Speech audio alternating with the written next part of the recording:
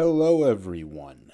This is the Fool Mental Alchemist podcast. This story is called Empty, and it starts laid back on his dad's couch for the night. Ty gets a direct message from a very cute stranger and a link to her OnlyFans.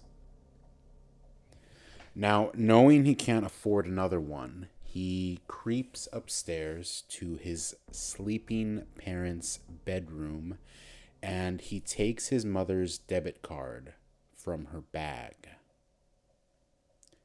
She uses it for a bunch of stuff and she won't notice Angelica's OnlyFans. Ty confirms the payment, then asks for nude photos. Now, Angelica asks for more money. He tells her 50, she wants 100, and Ty's mom is charged again. Angelica sends him what he wants and asks if he'd like to link up in real life. He says yeah, and he meets her at a rundown hotel. She leads him inside her room and asks if he smokes weed. He confirms he does, taking a blunt out of her hand, and taking a puff on the cigar, he collapses, having a seizure. While she steps over him to go to the bathroom and wash her hands. Touching fentanyl is dangerous, let alone smoking it. Angelica searches his pockets and only finds condoms. She calls 911 before leaving the door wide open for them to find him. When Ty finally does hear someone come in, he sees his dead lover, Hazel, hovering over him. The last time he saw his ex-girlfriend, she was covered in broken glass and blood, dying on the highway. Ty begs her to go away. He's not ready to die.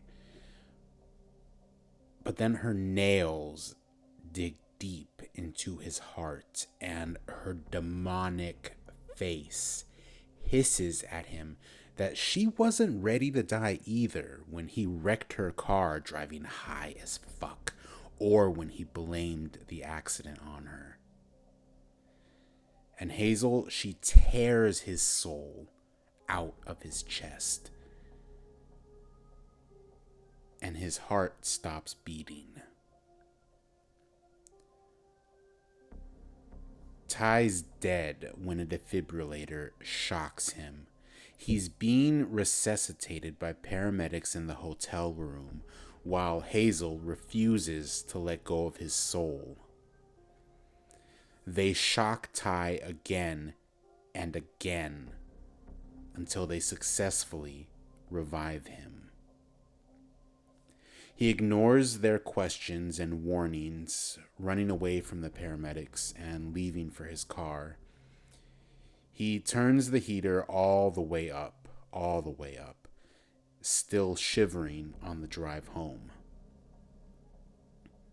Then he takes a shower so hot the water blisters and bubbles his skin, trying to feel warm. He figures that his nerves must be fried, and so Ty goes outside. He smokes a couple blunts, and he doesn't get high at all. Desperate to feel good, he returns to the couch and decides to watch a little porn before going to sleep. But on his favorite website, nothing excites him. He doesn't feel anything except cold. Ty falls asleep and is suddenly floating in a frozen darkness, and he's terrified, screaming to be let out until he wakes up in the morning and the empty feeling returns. For days, food is tasteless. He can't get warm, high, or enjoy anything. Life is numb and he is empty, except in his pitch black dreams. And this goes on for a while. He can't stand it. It's almost weeks, and it's just eating away at him. And so, on his way to score some coke from his usual dealer, desperate to feel something, Ty pulls over on the side of the highway where Hazel died and jumps out in front of a semi truck. Crushed and bleeding out on the road, he's waiting for her to come back and drag him to hell. But when he dies again, he's trapped in the black, empty space from his nightmares, between life and death, where Hazel left his soul, feeling everything and nothing.